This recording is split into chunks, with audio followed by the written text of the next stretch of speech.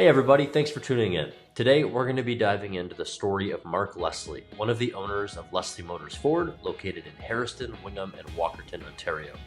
Mark represents the second generation of the Leslie family to lead the dealership, carrying forward a legacy of family values, community focus, and exceptional customer service. We're going to explore his journey in the automotive world, the lessons he's learned running a family business, and also how the Leslie Ford name is carrying on to the future with the third generation. Thanks for tuning in and enjoy the episode. Big anniversary for my dad here too. 58 years ago, today's the day they came 58 years ago. Wow. So yeah, it was pretty cool. I was 2 years old running around the place, he said, so. That's awesome. Walk me through that. Let's just jump into this, Mark. What was life like in your shoes when you were growing up in this Ford family? Well, it was, we bleed Ford blue. It's been 58 years. So when I was younger, dad worked hard and got the business to where it was to be and that type of thing. So it's, I always had cars. Like we always talked about cars and stuff like that. Even at the dinner table, it was, business. You'd like to cut it out some, but there was business talked all the time. So you kind of took it in as a 5-year-old or whatever. And so that's kind of where it came with the business. So. Did you get that work ethic from your parents, seeing them work so hard building this dealership? Definitely. Yeah. It's you want to make your mark on the world and that type of thing. So it's there's kind of a happy medium to do it. And that was the good thing about it. We went on our family holidays and that type of thing. But when they worked, they worked. And, 6 days a week, usually what mom and dad would work. And then when I started in the business at 14, cleaning up cars, you worked after school, you worked on Saturdays and that type of thing. So yeah, it's just kind of inbred in you, I guess, is what it comes down to. So I know you're still like that in some ways. I know you're somewhat retired. Is that correct? Yeah. I'm able to do my job ordering the vehicles and working on the website from anywhere. So it works out good that way. But I do take my work with me. Like I went on a Alaskan cruise and I'm working on the cruise ship at night, ordering cars and stuff. So it's just in your blood. It's like my dad's always said, it's not really work if you love it. Like it's you don't look at it as a job. It's your life. So yeah, it's pretty cool. That's exciting. I love the passion. What keeps you passionate about it today, though? Like what keeps driving What keeps me passionate about it is actually seeing my kids involved in it and my brother's kids involved in it and that type of thing. So yeah, that's kind of where it comes from. It's just they seem to be having the same passion for the businesses. Like, we meet weekly by Zoom call and we're always talking and that type of thing. So keeping the avenues open, but it's very cool to see them as a third generation coming into a business and having the passion they have for it too. So it's very cool that way. Yeah, you hear a lot of like family-run dealerships, multi-generational businesses, and there's definitely, I imagine, some conflict, some hard times, but it's really cool to see your sons step in and other family members. It is. It's not just our family members. Like my brother Don and his boys are in the business now. So, well, the one person that's very happy about it is my father, because the third generations sometimes don't come into the business. If that's enough, we're not doing this anymore. They see kind of what you've gone through and whether they want to do it. But it's nice and you're not forced into doing it either. My parents didn't force us into the business, and we were the same. Hey, there's an opportunity here, but if it's not your passion, then don't come in. So I think that's important to highlight. Yeah. Looking back at like when you grew up in this dealership family and you look at your dad and your mom and their leadership styles, did you take any notes when you were going into those positions of leadership and you changed your leadership style, tweak things that they used to do? How do you? I think we've kind of kept the same leadership styles. The biggest thing, Dad's always said, you got to have a weak stomach in the car business, because people are always asking for stuff and that type of thing. And, there has to be a happy medium. The cool thing about it is mom and dad have completely different mentalities. Like dad's more like, the pleasing and that type of thing, where mom was the bill collector. And my dad always says, if it wasn't for the mom collecting bills, that we probably wouldn't be where we are today. Like, it's nice to sell a vehicle, but if you're not getting paid for it, it's tough that way. So it's same with me and my wife. It's kind of a yin yang thing with her being in the business too, that she's really good with the customers, but I'm a little bit more hard nosed when it comes to collecting bills and that type of thing. So it's that part of it. And the other side of it is the volunteering side of it, like getting out in the community. When customers come in, they're customers, but they're also, you get to know. It's my mother is fantastic. She never knew a thing about a car much, but she could sell cars just because, she got to know the customer. It's very easy. Like just people like to talk about themselves, and it's interesting hearing some people's stories for sure. So, and that kind of style, we kind of look at that too. So even being able to read people a lot of times, sometimes you become like a psychologist. You kind of, if somebody's standing here like this, you're kind of like, oh, I think I've lost him. Right, right. So that He's kind late to work or something. But we get our surveys back, and it's pretty cool to see people say, when you walk in the door, and not only Leslie's, but our whole staff, knowing them by their first name and, being able to interact with them is very cool. That's something that I'm really looking forward to jumping into shortly. I have so many questions on culture and people and the community, and I know that's like, I think we've said this before, or I've said this before to you in a conversation, but when I think of community, literally Leslie Motors is what pops into my head because you guys are so enrooted in it. Well, that's nice to hear. Before we jump into that, though, what are some of your biggest challenges that you've overcome in your past and maybe your family building the dealership? We've had to when we expanded, leaving your community to go to another community and try to integrate yourself into that community was huge. Like my brother did it in 1999 to Walkerton, and I did it in 2008 when we went to Wingham. That was a tough move for us because me and my wife have worked together for 20 odd years, and then all of a sudden, we're not working together anymore. And sometimes some people would say that's good, but it was a culture shock to us on that end of it. Making sure people are all your employees are on the same page as you. And honestly, it has not been a hard thing to do, but you have the odd situation where, you gotta get, this is who we are, and that's how we have to portray ourselves and that type of thing. But overall, honestly, the business has been very good to us, and there's nothing that really stands out to me that was a huge hardship or anything like that. Treat people like you want to be treated, and it's amazing how it's reciprocal. Like it's good that way. So I love the integrity, and you guys are so family focused. That's something I've always admired about yous. Funny thing about family is sure. I had employees that actually made fun of us because we get in kind of a heated discussion sometimes with my parents and my brother and me when we worked in the dealership here, all together, and all of a sudden it would be lunchtime, and we go, "Oh, it's lunch. You want to go for lunch?" And we all went for lunch. So it's like we got it out, and let's get on with life, right? That's that's a family trait of ours. So that's amazing. Are there any important lessons that you've learned throughout your career that you wish you had known earlier, and maybe lessons you're passing on to your sons and other family members? Yeah, keeping things in isn't good. Communication, but in a constructive way, is more important than keeping things in. It's keeping things in, it just eventually explode, and then it's not worth it. So that's why we have these weekly meetings, and it's part of being a business is the weekly meetings, but it's also part of being a family.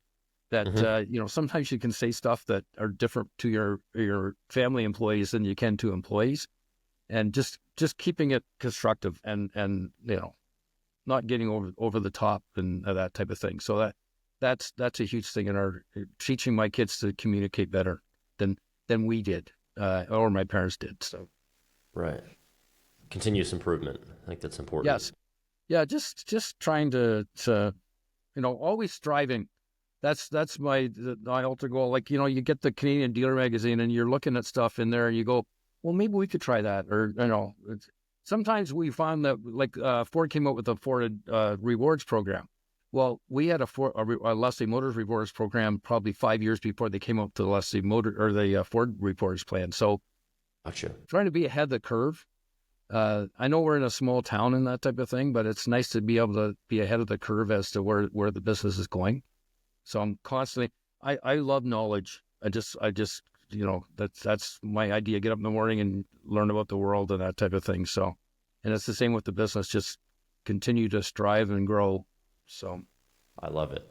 Before we jump into the community, because I know that's probably going to be most of our conversation today and culture, um, run it through your like structure of the dealerships, if you don't mind, for listeners who aren't familiar with your dealerships. So basically, we bought Harriston in 1966. My parents were, I was 2 years old when we came to Harriston. Today, actually, is the day that we came. So then Congratulations. we bought, so we all worked together. At that time, we had like three mechanics. It was a very small store. Then we bought Walkerton in 1999, and my brother and his wife Trish decided to go up there and run that store. And then in 2008, we bought Wingham, which is, they're honestly about 25 minutes away from each other. So it's almost like a little triangle in the middle of southwestern Ontario, or Midwestern Ontario, I guess. And it's funny, the clientele is completely different in all three stores. Like it's funny because you think three stores that close together, is it going to overlap? There hasn't been a lot of overlap that way. But yeah, I went there in 2008. COVID hit in 2020. We were actually rotating between dealerships at that time. Zach, myself, and my brother Don, and we actually decided to go back to our main bases.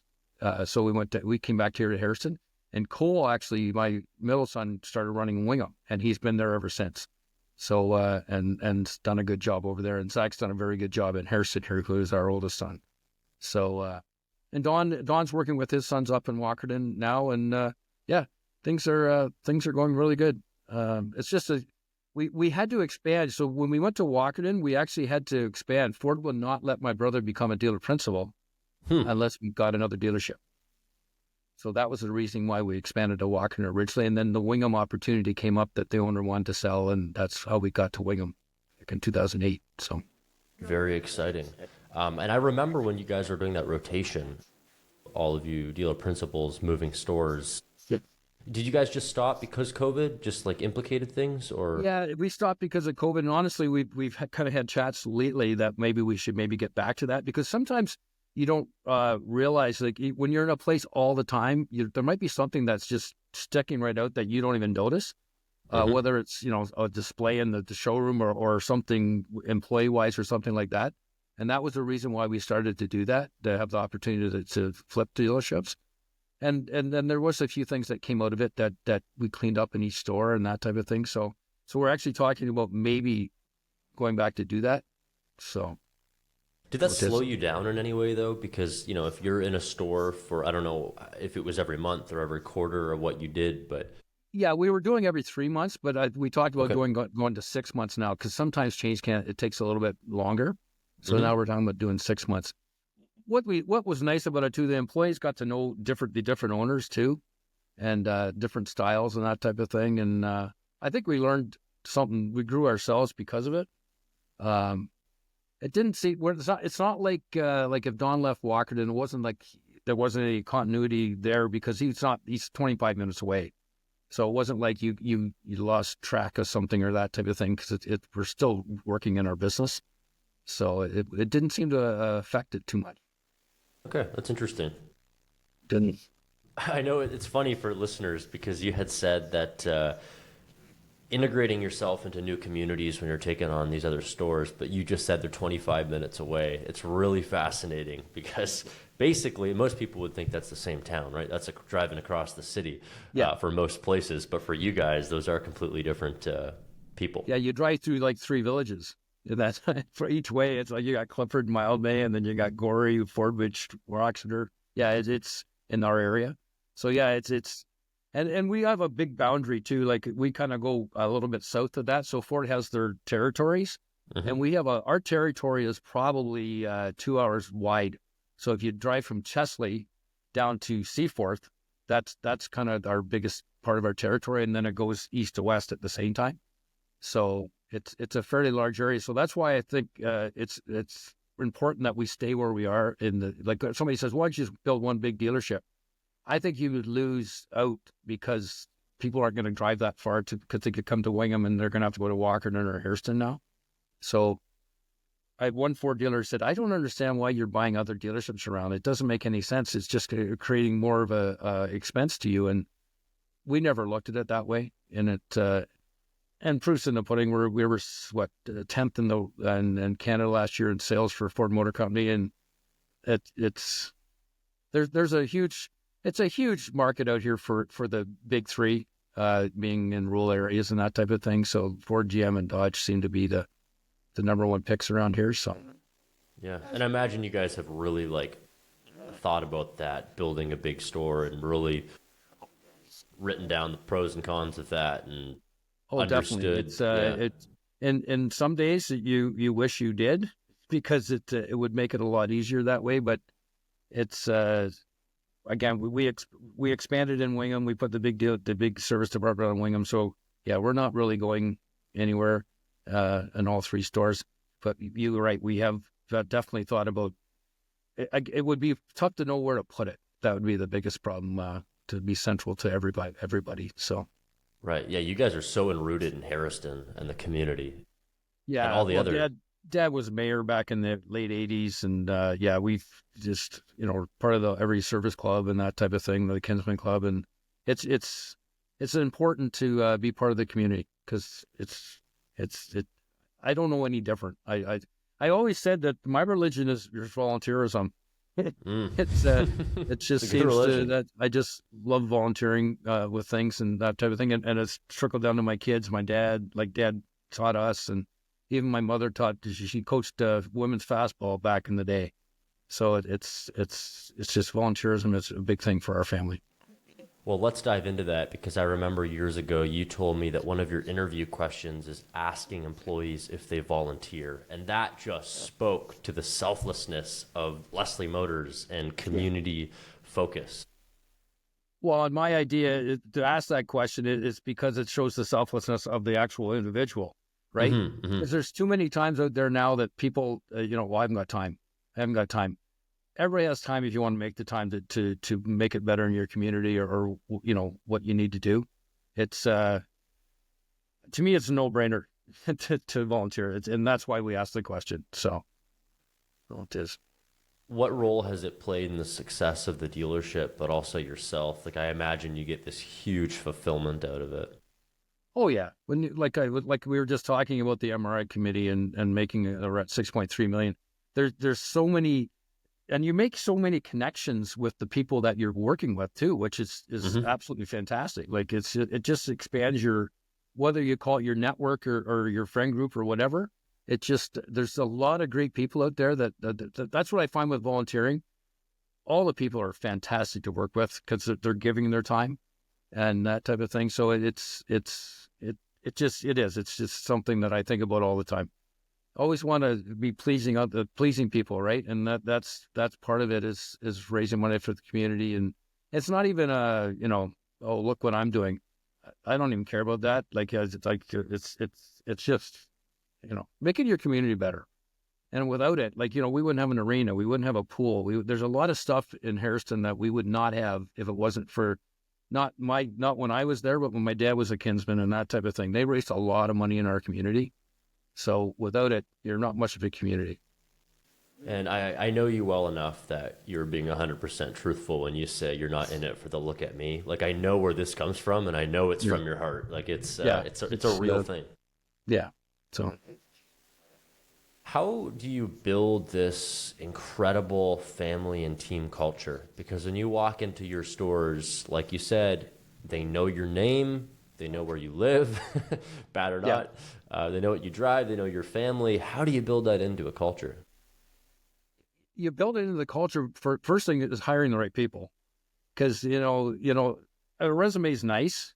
I don't look at many resumes. I get a person in, and sometimes you get the odd one that you've dealt with people for long enough that you can kind of, like I said before, read people. Mm-hmm. You just get people that have the same mindset as you do. You got to, first of all, in the retail business, you have to be a people person.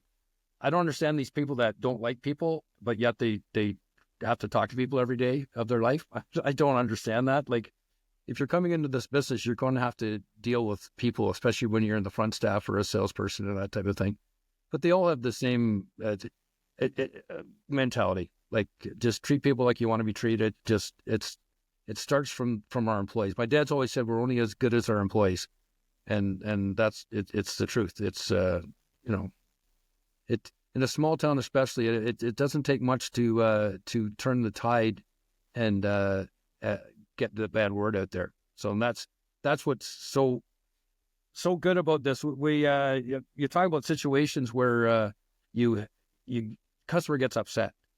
That bugs the heck out of all of us, that there's an upset customer. It isn't so, like it's hard to take that, and calming that customer down is one of the traits of our staff that I really I'm proud of, that they're able to, a customer comes into the dealership, they're upset, there's no better feeling than turning their day around. That's kind of, and that's what the whole mentality of our staff is. Just not that we run into it very often, but it's just making them feel better about their day and the dealership. So yeah, it's bound to happen. I mean, you guys got so many staff and different operations, and everybody wakes up on one side of the bed, and yep, it happens. Exactly, it does. Has there been a time where your culture has been at risk and you've had to make a decision of letting people go? Like, how do you analyze that? Yeah, it's funny because we've had some situations where we've had to let some people go or change the mentality. Especially, we had some issues with COVID with some people that were doing TikToks and decided to have our Leslie Motors gear on while they're doing the TikToks and that type of thing. So they basically had to be told, that is not us. So so it there has been some instances. Knock on wood, it's been good most times. But yeah, there's definitely they don't have the same mentality as you do. And honestly, the people that were involved with that weren't like that before COVID. They got into this that type of mentality that the world's against me type thing, and it's scary to watch. But yeah, eventually you have to say, listen, we can't do this anymore, that type of thing. So. But in most situations, most of our people understand. We've been in business long enough that our employees understand, where we're coming from and that type of thing. So it's very cool that way. That's a dangerous mindset to get into, that the world's against me. Oh, especially when it infiltrates your culture. That's very dangerous. Well, and they start talking to each other and that type of thing, and it's not. So yeah, you have to stay on it for sure. So you do. The social media, it's easy to find out a lot of things about people. It's funny because when you're hiring people, the younger generation like Zach and Cole, that's what they look at. They'll go to the person's Facebook page or something like that. I wouldn't even think about doing that. I'm just talking to them face to face. But yes, there's different ways of seeing what their views are and that type of thing. Not that views are a bad thing. It depends on what the views are. That's what it comes down to. That's the other thing, is making sure you keep the avenues open to your employees, that there's an open door policy. Like, you can talk to me anytime. Don't be afraid to talk to us. So if you were looking to get a job at Leslie Motors right now, I imagine your sons, if you weren't their father, I imagine they'd have some chuckles off of your Facebook feed because you post some funny stuff. Well, one of their friends said they thought I got hacked. I remember that. Facebook to me is sending jokes out and stuff I get, because it is. It's just I don't want to, you don't need to know my everyday move every day, but if I can make somebody laugh or at least have a chuckle, that means a lot. So that's what I like. So. And you mentioned TikTok a second ago as well. We're not going to see any Mark Leslie dancing videos on TikTok anytime soon. I don't know. We used to do those videos with the song. Well, you know that, right? With the songs and that type of thing. And we just haven't. We kind of got away from that, so we should maybe go back to that.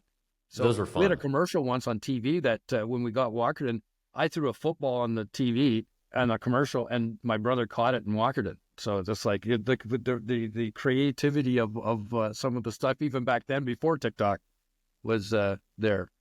So yeah, I write all the commercials for our radio. We're on radio quite a bit, so I write all the commercials for them, because I think that we grab who we are better than having someone else write them for us. So it's interesting. Yeah, love to see it. Well, I'm looking forward to seeing if you guys come up with anything anything else in the future like that, it's always fun. Yeah.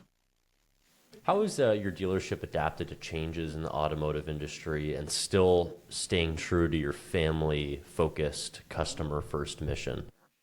Well, it in the last probably 5-10 years, it's just been crazy to keep up with any technologies and that type of thing, and keeping the staff up on it, because with the electric vehicle, with techs and the service staff, because it is a completely different mindset. We were one of the first dealerships in Canada to put level 3 chargers in the dealership here, because we have a lot of beach traffic that goes by.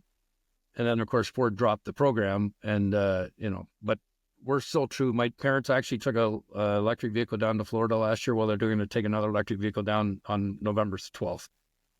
So Dad's 88 years old, and, keeping up with the technology and that type of thing. So, but yeah, it's just staying on the cutting edge. Like I said before, always looking to strive and that type of thing. And it's no different as the car business goes on. You're still, like, they talked about buying online and stuff like that. There's certain things you can buy online. Cars are hard to buy online. Like, you can buy them, but you still want to touch and feel them. And yeah, I don't know. I just still think you need the interaction with a person.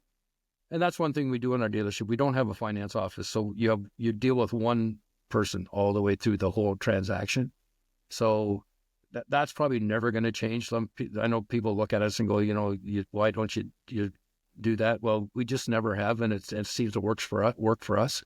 So, yeah, so it is. That's interesting. What other operational efficiencies have you implemented that might be different than most dealerships? Well, one thing that's changed we always used to pick up and deliver vehicles.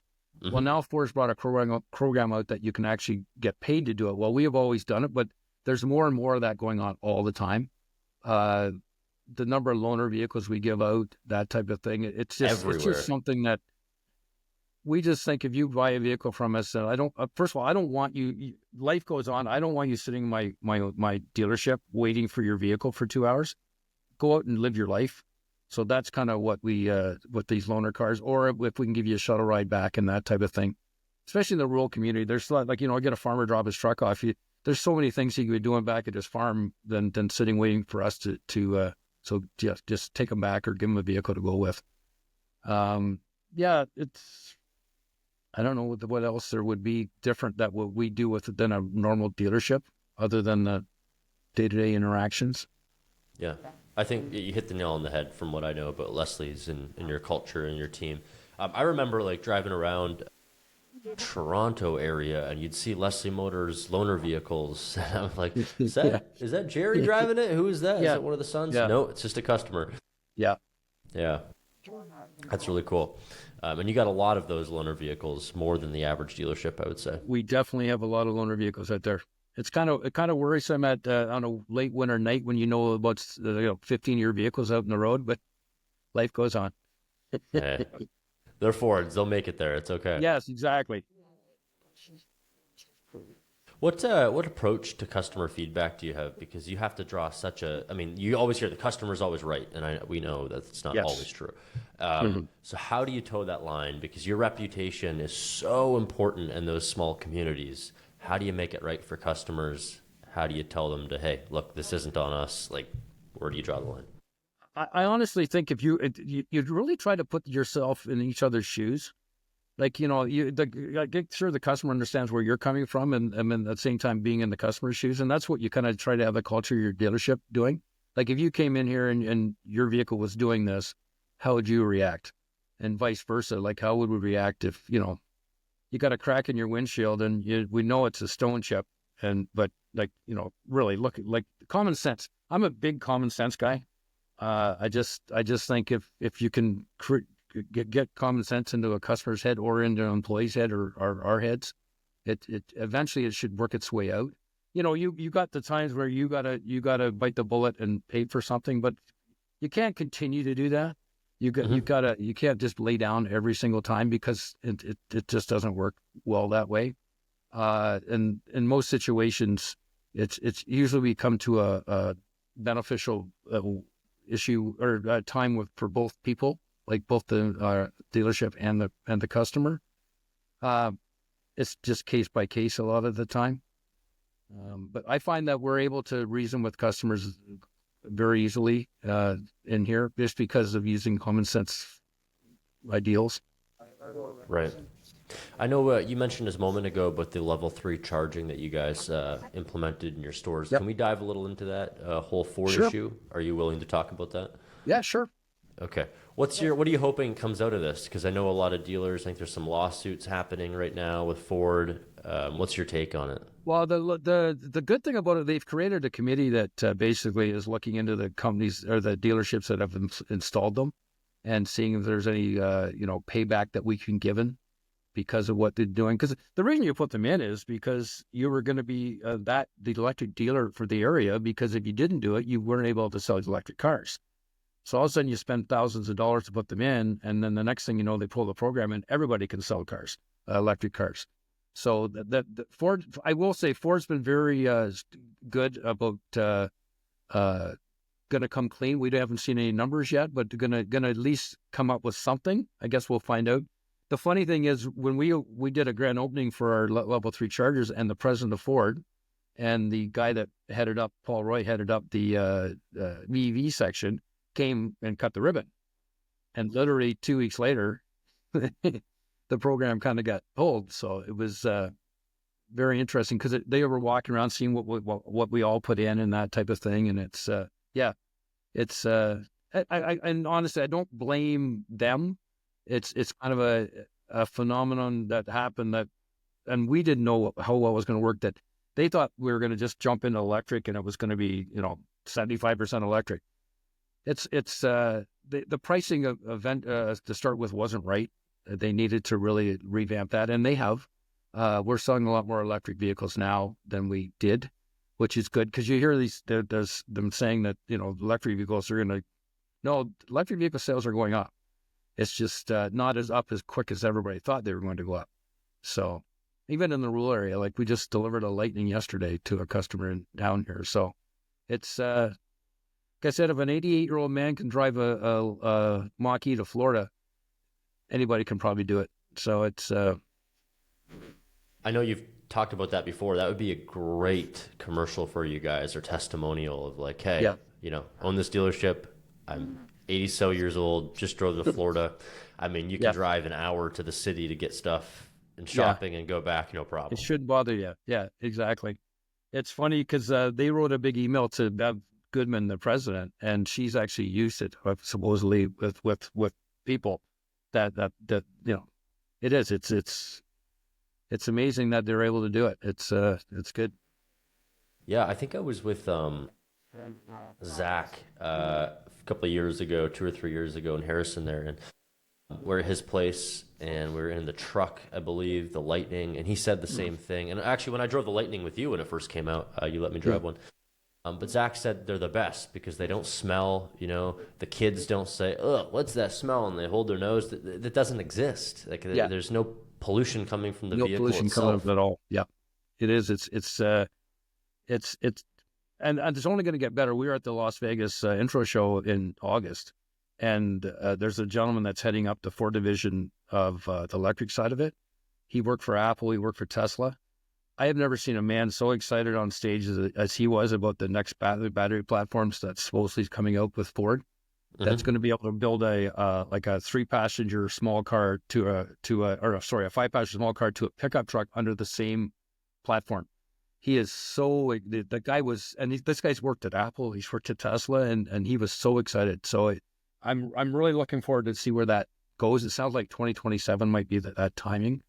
But yeah, he was very excited. He says, "I can't tell you much this now, but maybe next year I can tell you more."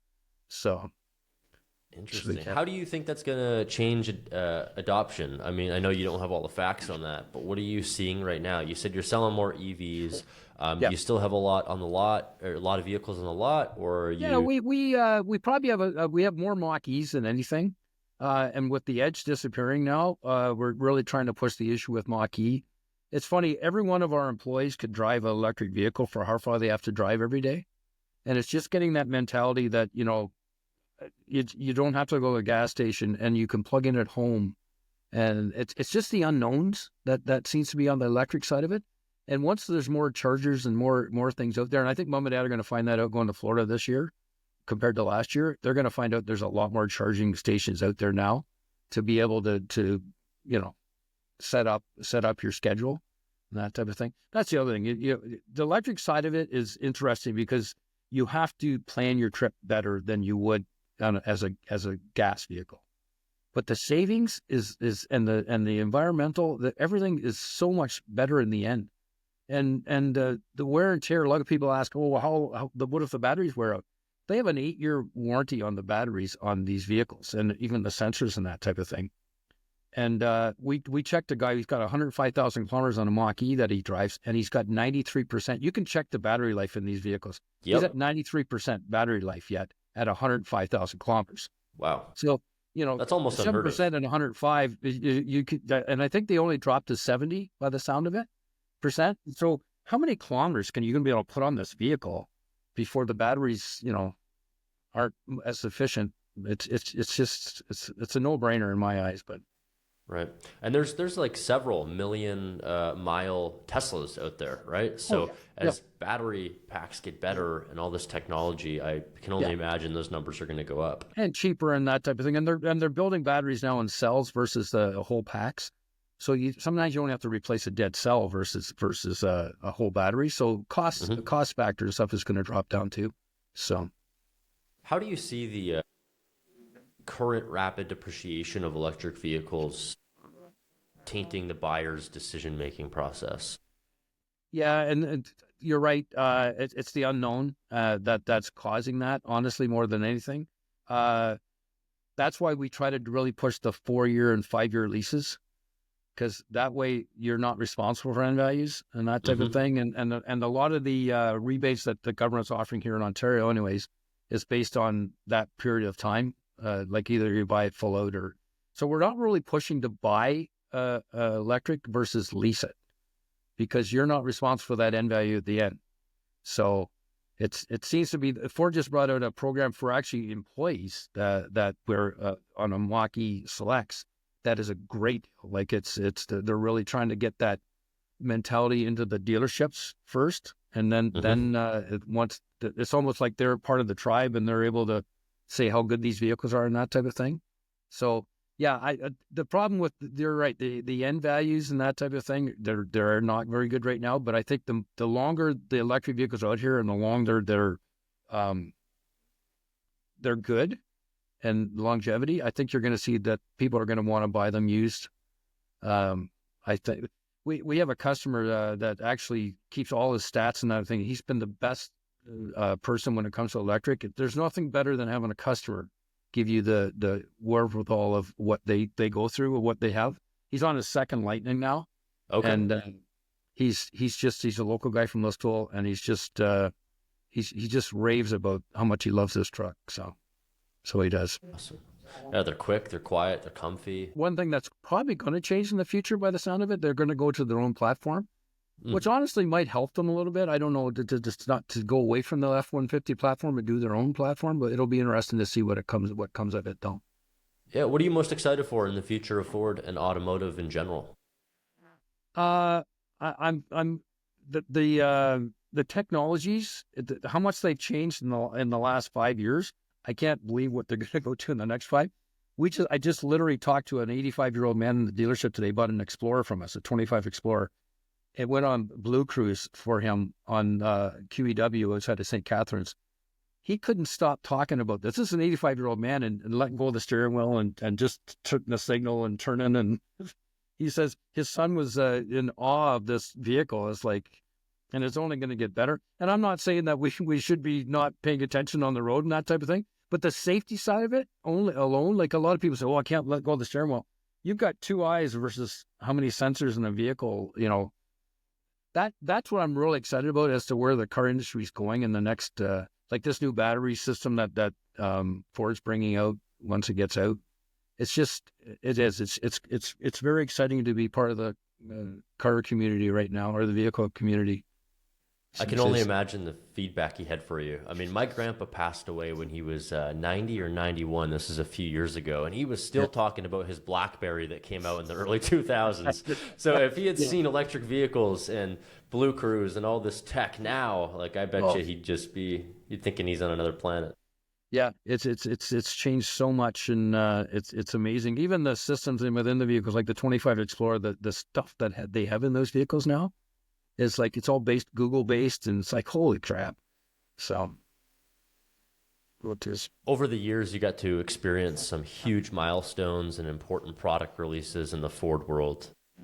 You know, you've seen several different Mustang generations. You've seen them rename and reintroduce models. Yep. Is there a model that you look back on and you've seen that model propel the Ford brand forward and you got to experience it firsthand? Yeah, honestly, it's funny because you look at the Taurus car back in 1986 when they brought them out, Mm-hmm. and that was the year I really started full time. Was in 1986, and they brought that vehicle. It was a jelly bean shaped thing.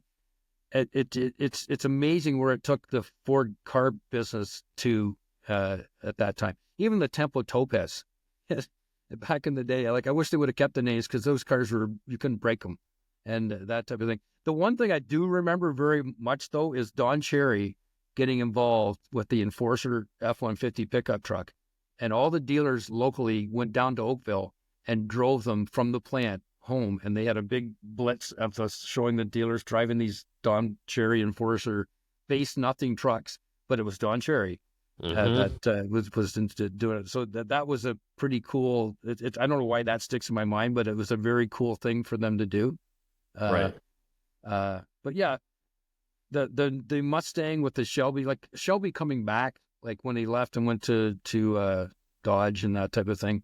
It was cool to get that name back in our vehicles, that type of thing. So I had, as you know, I've had a couple of Mustang Shelbys that are very enjoyable to drive. So that yeah, there's different ways of looking at it because you're talking about the Mustang and that type of thing. But what really changed the business for us was that type of vehicle that the mainstream public would buy it versus a Mustang or that type of thing. So that's kind of what got us into the car business, and minivans too. That was a big thing too. So Yeah. Do you think the move from Ford's end to stop producing most of their vehicles or sedans, do you think that was a good move looking back, or do you wish they had kept similar models? uh, I don't. The Fusion was a very good vehicle for us, and so Mm-hmm. that's one vehicle that I probably would want to have kept. But honestly, the biggest difference was the cars got better fuel mileage. Well, you go to an SUV like an Escape or a Bronco Sport now, the fuel mileage they get in them, it's and you're set up. I've watched so many times where older people try to get in a car or out of a car. It's not a vehicle for a 60-year-old or older type person. It's nice to sit up and get out of your car and that type of thing. And if you're going to be able to get the same fuel mileage out of something like that, I think cars are a thing of the past. Honestly, you were getting 14 liters per hundred versus 6 on a vehicle, a car. Well, now you're at 8 in an SUV. So yeah. Right. Awesome. Well, Mark, I appreciate your time today. I know you've got a lot of things on your plate. What's some advice that you would give maybe younger people getting into the dealership world or other general managers or even dealer principals that aren't, well into their 50 years of business? What kind of advice would you pass on? Um, just be passionate about what you do. It's very important that you love what you do. Again, treat people like you want to be treated. It's so simple to me. It's just it's not a hard thing. Hiring people, resume means one thing, but people skills, you can't teach people skills. It's a God-given thing that you're given, that you're able to interact with people, and that's a big thing. Like and being having empathy to understand where the customer's coming from and that type of thing. So I keep saying common sense stuff, but it's just common sense being a business. It really is. I love it. Well, thank you so much for your time today, Mark. I really appreciate Well, it. thanks for having me. Hope you found some value in this conversation, just like I did. And we're excited to continue to bring interviews and conversations with dealership legends, maybe just like yourself. Thanks again for tuning in, and we'll catch you next time. I'm your host, Braden Gingrich from Dealer Surge.